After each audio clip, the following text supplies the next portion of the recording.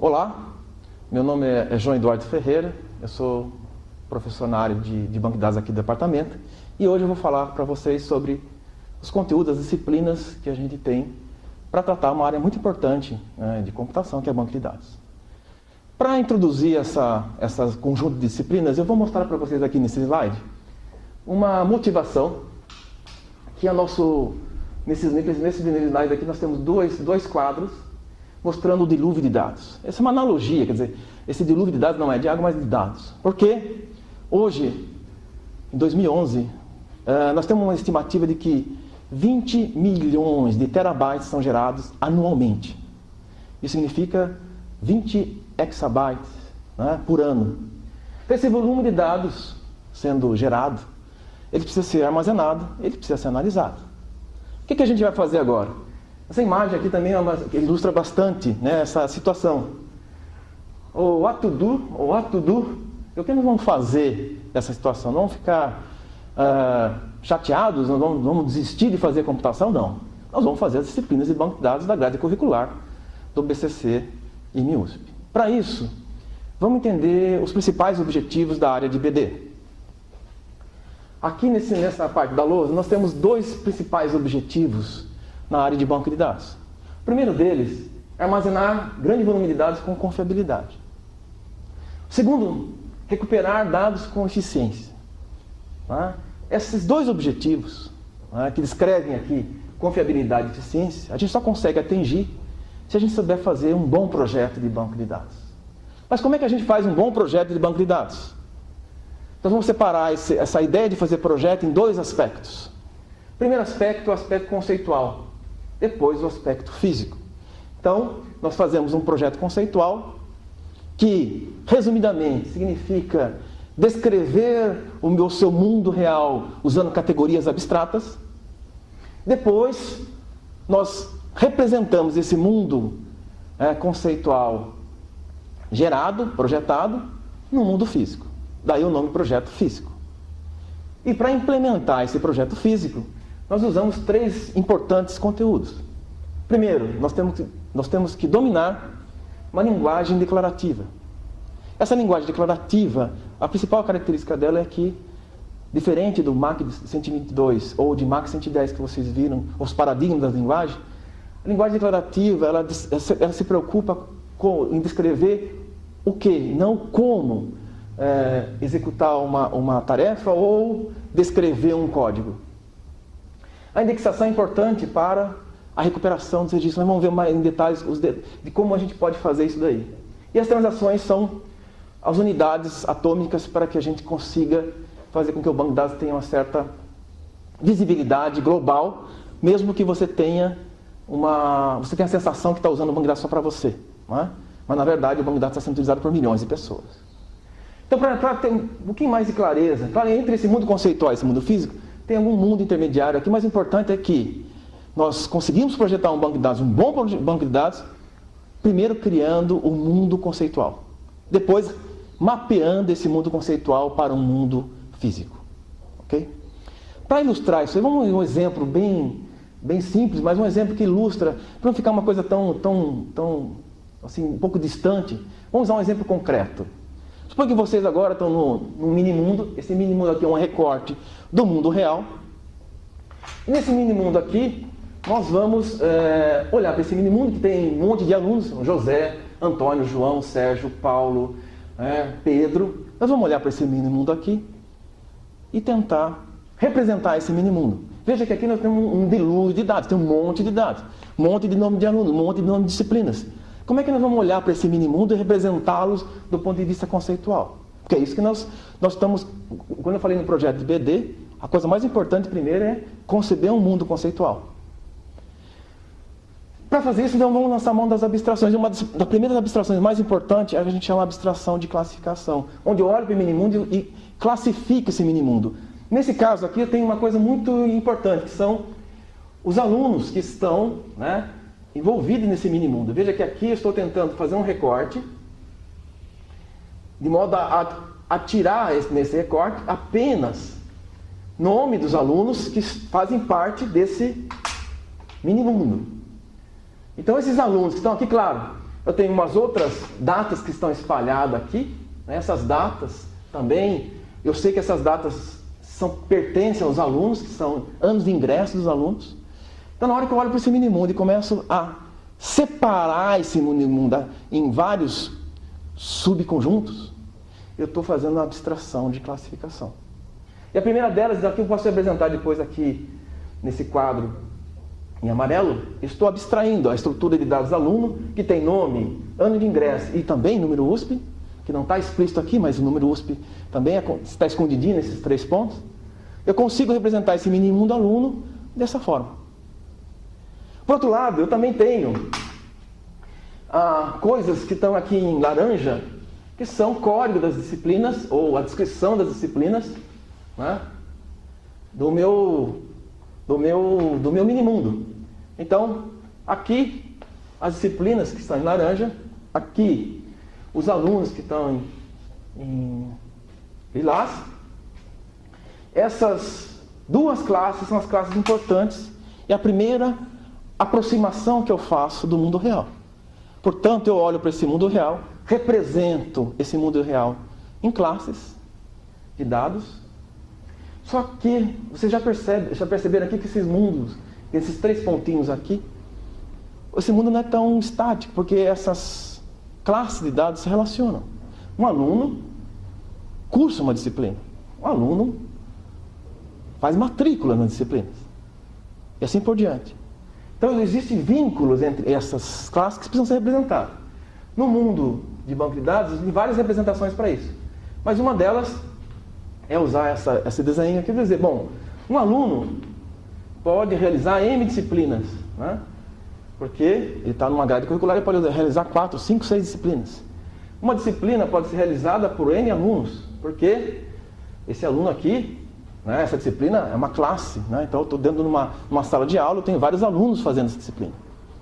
Então tem formas de eu representar esse mini-mundo usando categorias abstratas. Aqui um exemplo, fica bem claro, que agora, de acordo com esse modelo bastante simples, mas foi projetado conceitualmente com a aplicação das abstrações de dados sobre esse mundo real, eu crio então esse projeto conceitual que agora precisa ser colocado no gerenciador de dados, precisa ser colocado no banco de dados. Como é que eu faço isso? Para fazer isso, eu vou lançar a mão agora da linguagem declarativa. De modo que eu faço o seguinte: crie a classe aluno, ou crie a tabela aluno, ou crie a relação aluno. E o banco de dados vai criar essa relação aluno. Então eu tenho 3 tarefas importantes. A primeira é criar toda a estrutura de dados. Mas como é que eu faço isso? Não descrevendo como, mas sim usando uma linguagem declarativa. Eu criei então a classe aluno, criei a disciplina, criei o vínculo entre eles. Todas essas categorias de criação são bem definidas na linguagem. Que, uma vez criado, eu vou agora povoar.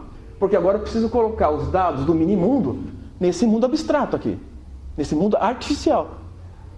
Então, na hora que eu vou povoar, eu vou tirar, entre aspas, eu vou migrar esses dados que estão no mini-mundo para isso. Pronto. Na hora que eu povoo a estrutura de dados aqui, eu tenho o meu mini-mundo representado. Acabou? Não. Porque agora vem a parte que está relacionada a consultas ou as buscas que eu vou fazer nessa estrutura de banco de dados. E aí, é que nós vamos lançar a mão das estruturas de indexação. Porque se eu for fazer busca, imagine que eu quero pegar todos os alunos que nasceram ou que ingressaram no IME depois de 1990 e que tenha no ano de ingresso mais que 20 anos. Eu tenho que fazer eu tenho que varrer o banco todo para fazer essas buscas. Eu preciso lançar um monte de índices, porque eu não vou fazer 1 a 1. Eu tenho que ter uma forma de otimizar essa busca. Então a indexação vai nos dar essa forma de otimização. Uma outra coisa importante é que eu falei para vocês que estou povoando. Eu estou povoando, mas ao mesmo tempo que eu estou povoando aqui, a secretária poderia estar a secretária do MAC poderia estar povoando. O pessoal que trabalha na pós-graduação, na graduação, poderia estar povoando a base de dados. Então, várias pessoas estão acessando esse banco de dados. E aí, a ideia de transação, o conceito de transação, ela é importante para garantir que cada usuário ou cada pessoa que acessa esse banco, que faz a operação de banco, ele tem a sensação que está usando o banco como se fosse a única pessoa da face da Terra. Mas na verdade não. Esse banco é disponibilizado para vários usuários ao mesmo tempo. Então, o conceito de transações é um conceito que nos permite garantir que todas as transações que foram feitas por várias pessoas sejam feitas de forma atômica e consistente. E a sensação dos usuários é que eles são donos do mundo. Ok? Bom, vamos voltar agora um pouquinho aos slides, que tem mais 2 slides que eu quero mostrar para vocês.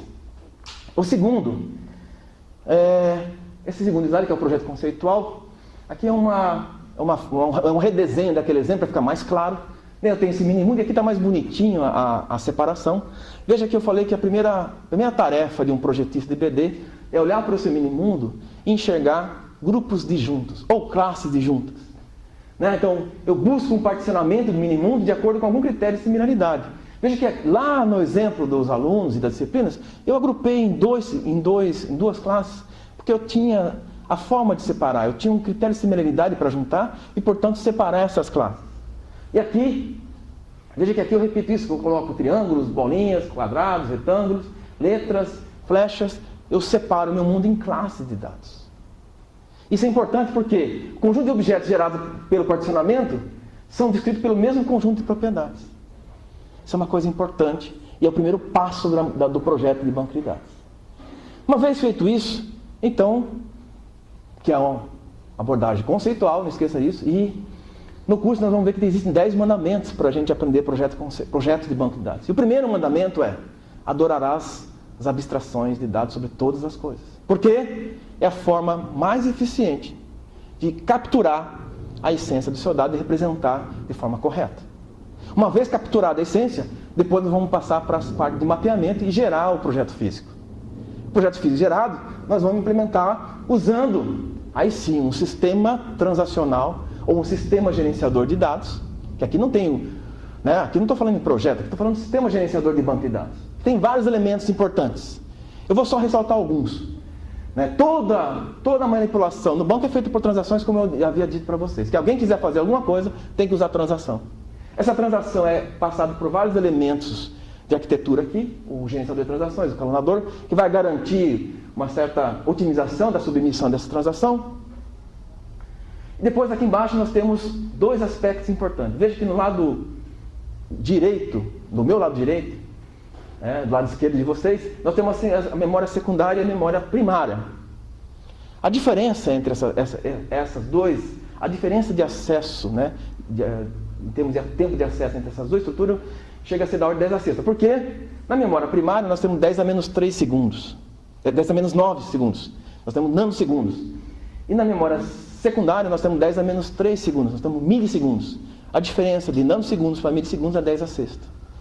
Qualquer coisa que a gente faça errado, nós estamos potencializando nosso erro em 10 a 6. Daí a importância de uma estrutura de gerenciadores que consiga otimizar os registros de memória, consiga otimizar o acesso em disco.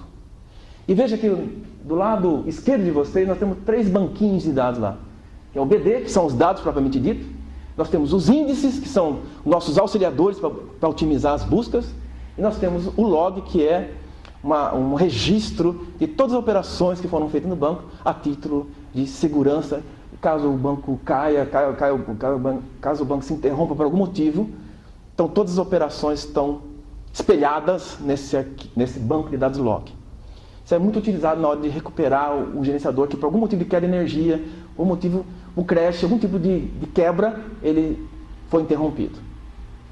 Bom, com esse terceiro slide nós voltamos então para a parte final da nossa conversa de hoje. E eu gostaria de mostrar para vocês aqui, nesse lado final, como é que a estrutura curricular cobre esse conteúdo todo que nós falamos. Primeira coisa importante, a disciplina BAC 426 é uma disciplina obrigatória, ela se chama Sistemas de Banco de Dados. Essa disciplina aqui, ela tem como pré-requisito obrigatório MAC 122, que é Princípios de Desenvolvimento de Algoritmos.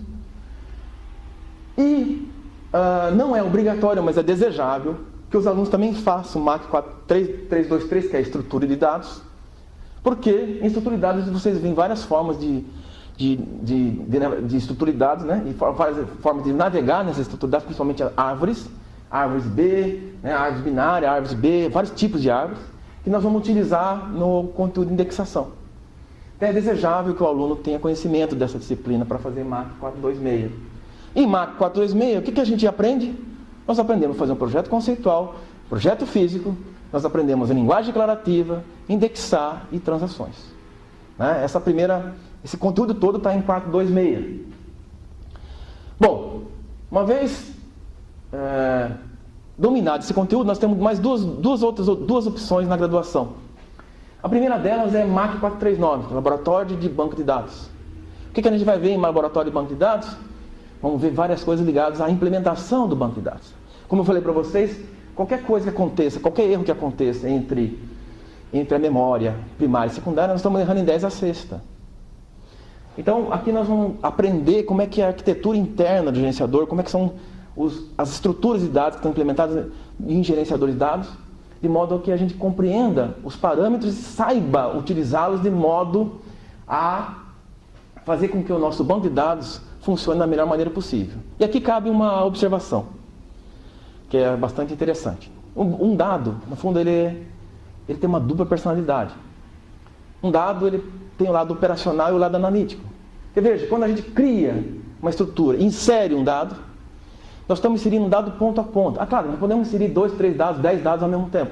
Mas nosso objetivo principal é a inserção de um dado na estrutura pontual.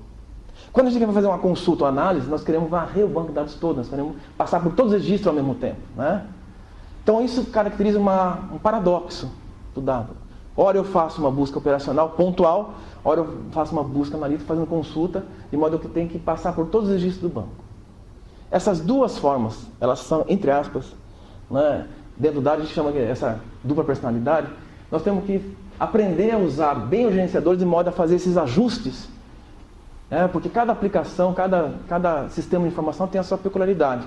Então nós precisamos aprender as entranhas de um gerenciador de dados de modo a parametrizar de acordo com as necessidades dos seus sistemas de informação.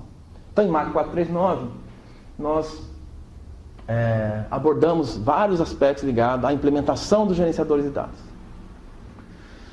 Uma outra disciplina, 459, que é Ciência e Engenharia de Dados.